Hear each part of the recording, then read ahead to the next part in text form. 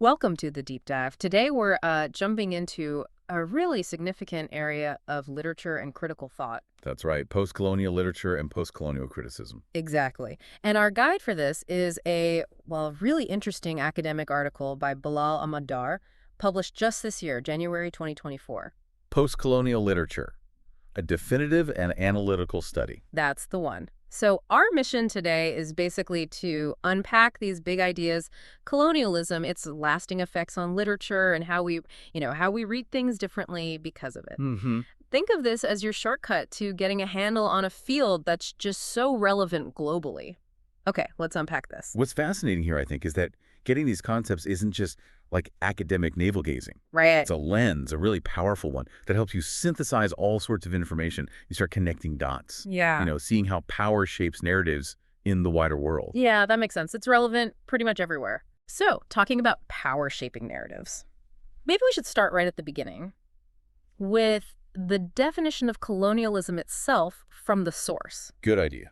Lay the groundwork. Okay, the article defines it as the process of subjugating the weaker and less powerful country by the more powerful and dominating one. Simple words, but huge implications. Huge. And that leads us right into post-colonial and post-colonialism.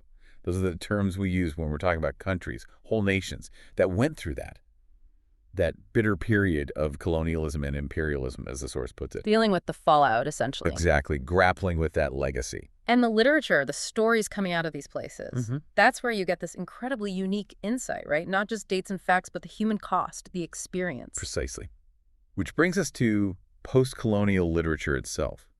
What is it? Well, fundamentally, it's the writing that comes from countries that gone through the bitter and biting phase of European colonialism. The source mentions places often historically grouped as third world countries, like in Africa, Somalia, South America, other places that were colonies. But it's actually much broader than that, isn't it? I found the list in the article really eye-opening. Oh, yeah. Yeah, it includes places like Canada, Australia, New Zealand, alongside Nigeria, Kenya, India, Pakistan, Jamaica, Ireland, Bangladesh. Sure. The list goes on. Caribbean countries, Malaysia, Malta, Singapore. South Pacific Islands, Sri Lanka. It really shows how that colonial experience, that legacy, touches so many different parts of the world, creating these unique national literatures, even in places maybe you wouldn't first think of. And the common thread, according to scholars like Bill Ashcroft and others cited in the article, is that these literatures emerged in their present form out of the experience of colonization. And crucially, they asserted themselves by foregrounding the tension with the imperial power. Yeah. That tension is key. Okay, tension. And what does that look like in the literature? What are the big themes? Well, you see the harsh realities, obviously. Subjugation, colonial violence, the imposition of ideologies. Right. But just as importantly, you see the resistance, the rebellion of the local people, the natives. It often gets framed around that core binary of colonizer and colonized. That binary seems central. It really is. And you have to understand, this literature isn't just reflecting history, it's trying to do something. Like what? Its aim is, and I'm quoting here, resistance, contestation, and rebellion against the dominant empire. It's about critically engaging with that history of oppression, colonialism, racism, and injustice. With a focus on race and ethnicity often. A strong emphasis, yes. Yeah. It's described as a literature of emancipation, critique, and transformation. It wants to change things. And part of that change, I guess, is about representation, taking back the story. Exactly. It's a huge part. Reclaiming self-representation from those, often really damaging stereotypes the colonizers created. How does it do that? Often through what's called the writing back paradigm. Basically taking those canonical Western texts, the master narratives, and rewriting them, challenging them from the perspective of the colonized. Ah, okay. Flipping the script, kind of. Sort of, yeah. Taking control of your own story. So speaking of taking control, examples, who were the key figures? The article mentions Chinua Achebe from Nigeria. Oh, absolutely. Achebe's huge, one of those famous, most influential. His impact is undeniable. Things fall apart, right? Yes, Things Fall Apart from 1958. It's considered a foundational text, really seminal. What makes it so important? Well, it just very lucidly shows how the colonizers, the fair-skinned people, as the source notes, treated and essentialized the Nigerian people. dehumanize them. Okay. And the main character, Okonkwo, he acts as a symbol of resistance against the dominant white ideology, against the ideological state apparatus, you could say. Wow, a direct challenge. But what about texts written during the colonial period? Can they post-colonial or at least relevant, like Conrad's Heart of Darkness that came out in 1902? That's a great question, and yes, it's highly relevant. Lois Tyson, a critic mentioned in the source, actually argues Heart of Darkness is extremely anti-colonialist Really? How so? because of its incredibly negative portrayal of what the colonizers were doing. It shows the Europeans as heartless, greedy thieves who virtually enslaved the indigenous population. It's brutal. So even early on, there was this critique embedded in some Western literature itself. Yes, an unflinching look at the reality of the colonial project. Okay, so pulling that together. Post-colonial literature is the literature of, well, resistance, of dissent and rebellion. It shows the raw violence of colonialism, not just physical, but epistemic, cultural, economic, political, military, the whole spectrum. Exactly, and that leads us naturally to post-colonial criticism. How do we analyze all this? Right, the theoretical lens. Yep. The source defines it as an academic discipline that attempts to analyze, explain, and respond to the cultural legacies of colonialism and imperialism. Okay. Or, more simply perhaps, the analysis of any literary work written in the aftermath of colonial experience. Yeah. It provides the tools for that analysis. And it's become so important in literary studies now, hasn't it? Because its implications are just so broad, social, political, global. Hugely relevant. It's not just about dusty books. It's about understanding power dynamics that are still playing out today. So what are the main goals of this type of criticism? What are critics trying to do? Several things. They aim to uncover the colonialist or anti-colonialist ideologies hidden within a text. Okay, digging beneath the surface. Right. And also to bring marginalized characters and events to the center, give voice to the silenced. And critically, to examine how colonialism initiated pejorative cultural stereotypes. Where did these harmful ideas come from? How do they function in literature? And how colonizers subjugate and undermine the powerless colonized, as the article states. Precisely. It lays bare those mechanisms of power. It raises a fascinating question, though, one the source brings up directly.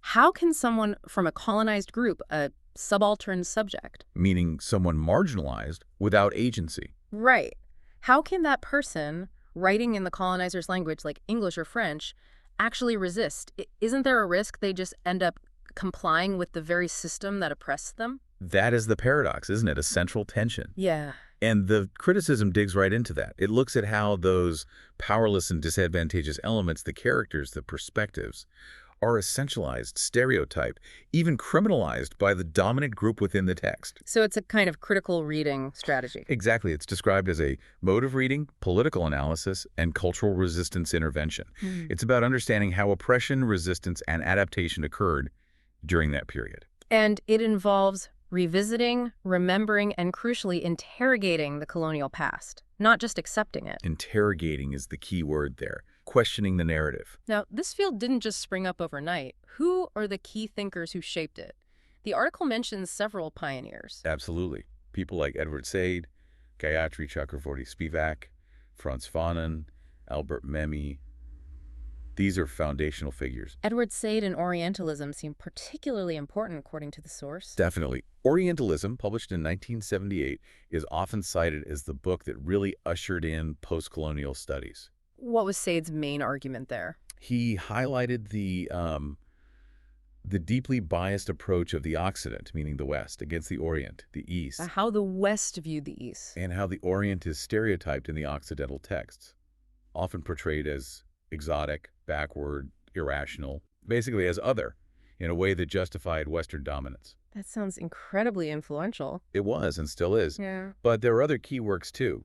The source mentions Syed Hussein Altus's The Myth of Lazy Native from 1977, Gayatri Spivak's famous essay, Can the Subaltern Speak?, which tackles that question of voice and representation we just discussed. And a really important collection called The Empire Writes Back from 1989 by Ashcroft, Griffiths, and Tiffin, which laid out theory and practice. And Fanon and Memmi? Yes. Franz Fanon's The Wretched of the Earth, 1966, and Albert Memmi's The Colonizer and the Colonized, 1965.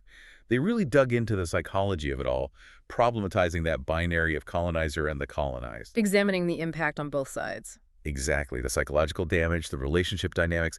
These thinkers along with political figures and activists like Kwame Nkrumah or Gandhi, were really the pioneers of anti-colonial thought and ideas about cultural identity.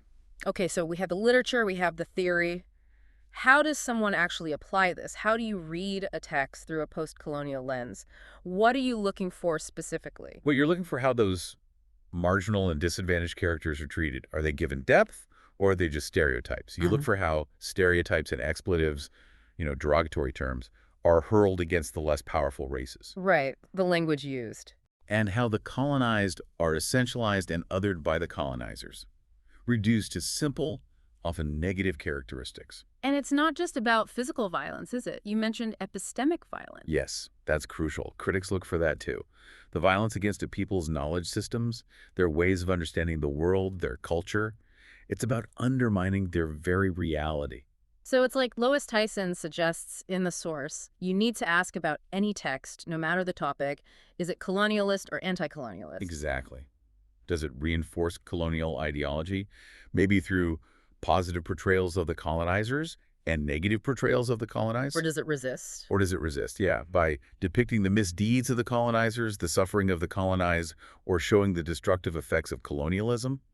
It makes you look again at texts you thought you knew. You start analyzing the covert ideology, the hidden assumptions of the dominant group. Right. And how the natives are forced, as well as persuaded, it's not always force, to assimilate the culture of the colonizer and to reject their own indigenous culture. Ultimately, it aims to really highlight that dyad of marginal and central characters. Yeah. Who gets the spotlight and who is pushed to the edges of the story. Okay.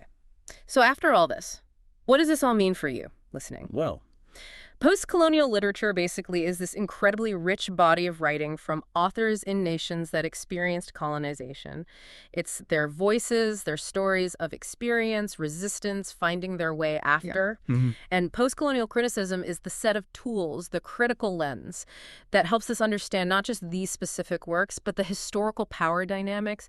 They reveal dynamics that, let's face it, still echo today. absolutely. And if we connect this to the bigger picture, learning to see through this lens is, I think, incredibly empowering. It sharpens your critical thinking way beyond just literature. How so? Well, here's something to think about. How might understanding this idea of writing back, of challenging dominant narratives, or deconstructing that binary of colonizer and colonized, Yeah. how might that equip you? Equip you to do what? To critically engage with all sorts of things in your daily life. Information you encounter, cultural messages, advertising, political speech, the structures of power around you. Think about the narratives you consume every single day. Who's telling the story? And maybe more importantly, whose story isn't being told? Whose voice is missing? That's the kind of questioning this encourages.